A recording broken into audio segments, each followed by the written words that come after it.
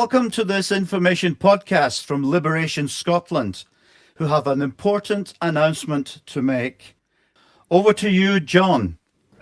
Hi there. I'm pleased to announce the Liberation Movement will be electing a Liberation Scotland Committee. As a movement, we are making progress in a number of areas much faster than we thought possible. As a result, we've advanced the timetable for forming the Liberation Scotland Committee. We'll have a democratic election, so we demonstrate both widespread support and an organisational infrastructure to win recognition as Scotland's official liberation movement. Make no mistake, there is still much work to be done.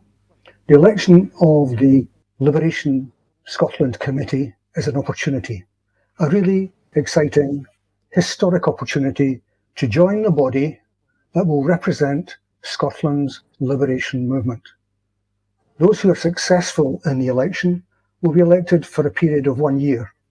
Should they wish to seek re-election at the end of that period, that will be an option, but no more than 3 years in constant representation will be permissible. We intend to deliver, so no long-term careers are intended or permitted. Sarah. Like so many other Scots, I've supported an independent Scottish state for most of my life. Like so many other Scots, I believe that freedom from the stranglehold of the Anglo-British state would see a newborn, fair, just and prosperous Scotland. And I believe that could happen through the political route set out by our pro-independence politicians and without any major change to the political system that is entrenched in our nation today.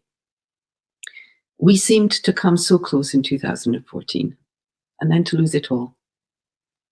But perhaps when we lost that wretched fixed referendum, we gained something invaluable after all.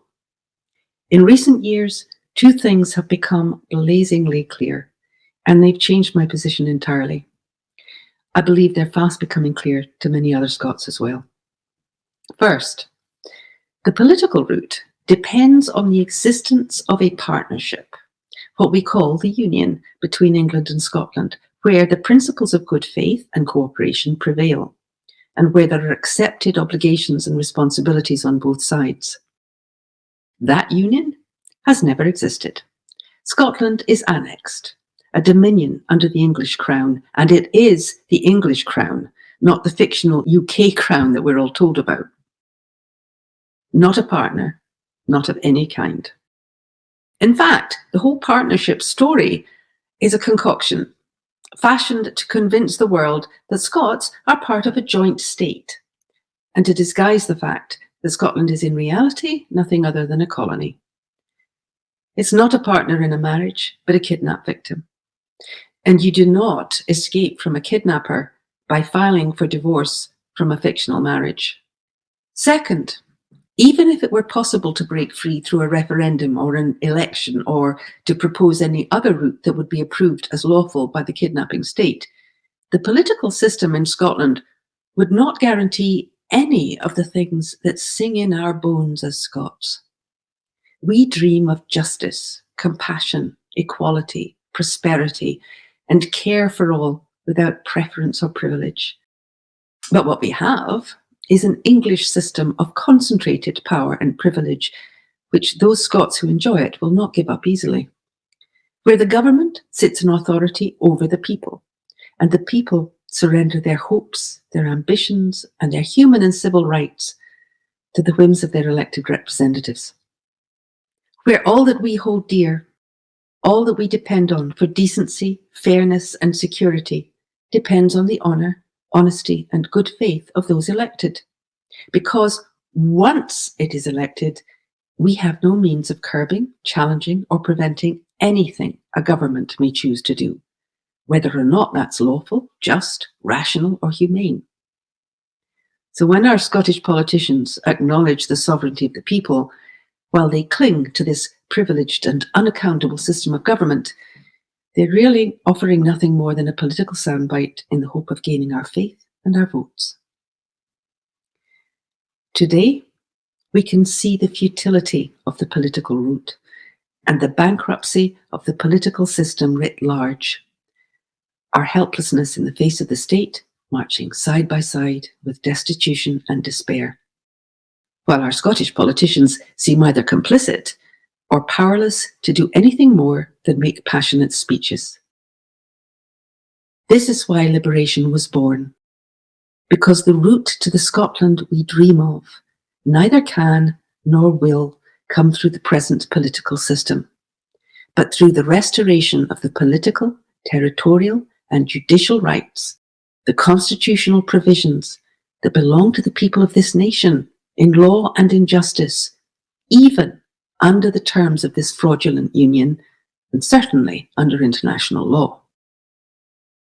They mean that we the people are sovereign, in fact, not in soundbite, the ultimate authority of this nation of Scotland. They mean that the interests of the people, collectively known as the common good, are not only the primary purpose of government, but the only condition on which it's permitted to exist. They mean that we're entitled to overrule, remove, or replace a government that violates that condition of its existence, that fails to honour its promises to consult the people or to act according to their wishes and welfare. And in the modern world, that means the right to all the mechanisms that we see in a nation like Switzerland, which will make that sovereign power a reality. Just as importantly, it means our ability to direct government policies, consultation, popular initiatives, or constitutional referendums, to end the secretive deals and disastrous corporate takeovers, to reclaim freedom of information so that we can make those decisions for ourselves instead of having them made for us and imposed on us by powerful vested interests. To establish the free, independent and impartial media on which all democracies depend. And to create a national wealth fund for the common good instead of special tax breaks and profit bonuses for the few. All this is part of what we call decolonization. True Scottish self-determination, and it is the soul and purpose of Liberation Scotland. Impossible? Other nations have trodden the path to decolonization. Not one has bowed to the kidnapper and asked for permission. We know how hard this road will be, but we also know what's possible. We know now that we can gain our independence as a state by first gaining independence from a colonizing power through our authentic, indigenous rights and liberties that we've allowed to be erased from conscious memory, but which can deliver Scotland from its chains. Because with the restoration of these rights comes the restoration of our power and our ability to tell any government that we choose to declare the Union a fraud, the treaty a fiction, and the voluntary partnership a lie to cover colonization. So that instead of waiting to reclaim real sovereignty of the people after independence, we gain our independence by first reclaiming our sovereign Scottish rights. The next step on this road is establishing the Committee of the Scottish Liberation Movement. This committee will be elected from the membership of Liberation and will operate under a ratified constitution, and it will register Scotland's liberation movement with the United Nations. Thank you, Sarah.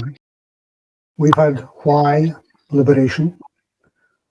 The committee needs to have aims and objectives. And we're better to start than the Edinburgh Proclamation on the liberation.scot website that sets out guiding principles of the liberation movement. Just to recap, we want to halt the eradication of our sovereignty, the abuse of our protected rights, and the plunder of our territories and resources, and to reaffirm our lawful authority. So the committee is also focused on defending and asserting our rights and end the abuses of the foreign government that now threatens our lives and every existence of a nation. In line with the proclamation, the Liberation Scotland Committee will focus on a number of objectives, and they will aim ultimately to pursue the full democratic expression of the sovereignty of the Scottish people. But how will the committee pursue and achieve those aims and objectives? Well, they'll be informed and guided by a lot of the background work from an ever-increasing amount of research carried out and developed by our campaigning body, Salvo, and the SNC steering group members. The research is continuing apace, and action will be required immediately by the committee to address a number of specifics. I won't go into them at this point in time. Those will be available when we come out with the election paperwork. What I can give you now is an indication of the size of the committee. The Liberation Committee will be elected with 2 co-conveners, 10 members, and all must be registered as members of the Scottish Liberation Movement on the Liberation Scotland website. The committee will also have the ability to appoint any Liberation Movement member to be a temporary co-opted member of the Liberation Scotland Committee on the basis that they have specialist experience and or skills which could be of assistance. The committee will also be expected to consult widely and to invite subject experts, specialists, to provide them with information and advice to inform their decisions on courses of action. As part of the election process, we aim to set up a reserve of talent, individuals who may be called upon to assist the committee as their workload increases. I'll let Iain explain and outline the type of people we wish to elect to the committee. Iain. Thank you, John. What type of people do we want? Well, we want, as a first requirement, people who are completely committed to the independence of Scotland and who have the energy and determination to do all in their power to make that happen. We need people who can be team players, because you'll be working with other people, and we have found that a great motivator is team spirit, and that's what allows us to carry on working hard, positively, to deliver the aims and goals of our organisation. We need people of all skills and ability, people of all ages, living all over Scotland. Most meetings will be online, so geography should not be a consideration. We need the following. We need people with organisational skills, perhaps some people with IT skills. It would be helpful if we had at least one member with some legal experience. We want people who are interested in history and research. We also would like some people who can demonstrate some community experience working in their own local communities. And we want people basically who reflect all the strands of Scottish society as much as possible within a small committee. We want people who are not afraid to think out the box and who can motivate themselves and others to join in the activities. We don't expect everyone to be an expert.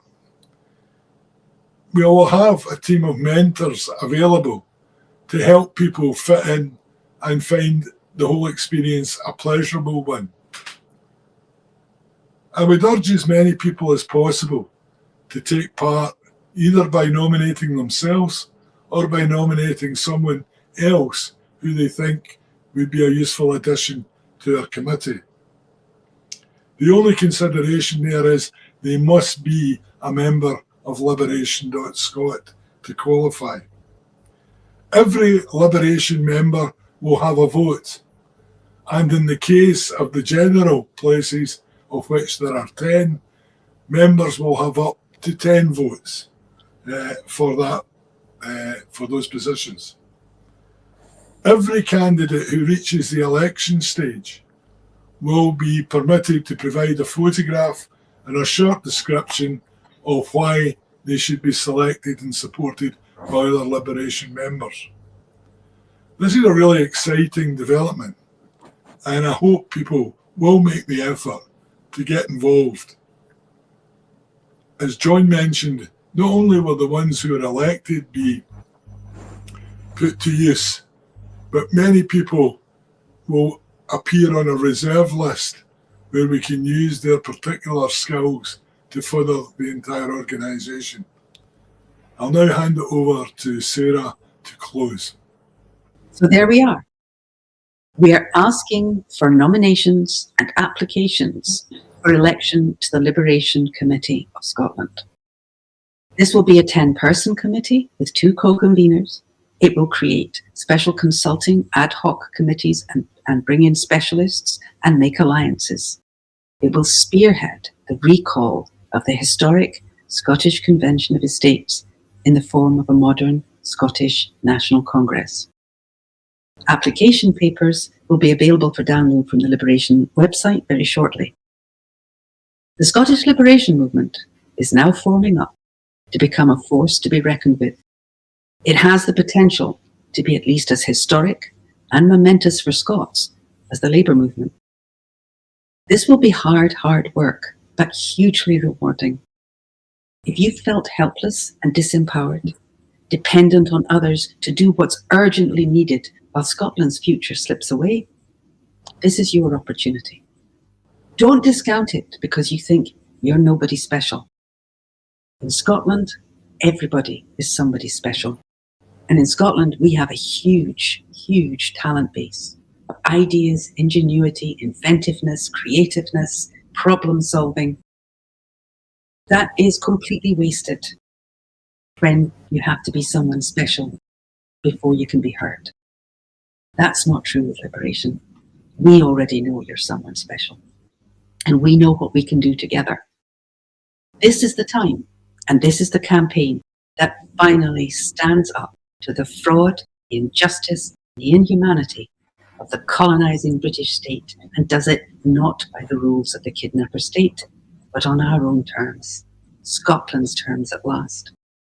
We're already challenging the state fraud and violation of our constitutional rights, and as part of the Liberation Committee, you can be part of defending our sovereignty and exposing the British state for the coloniser it is to the whole international community. There's still time to join liberation.scot and get a vote in this important election. When this podcast goes out, there'll be roughly 7 days before the nomination papers are available. If you join liberation.scot during those 7 days, you will get a vote. So if you want to be part of this historic process, this is your opportunity. Move quickly, join liberation.scot, and a vote will be yours.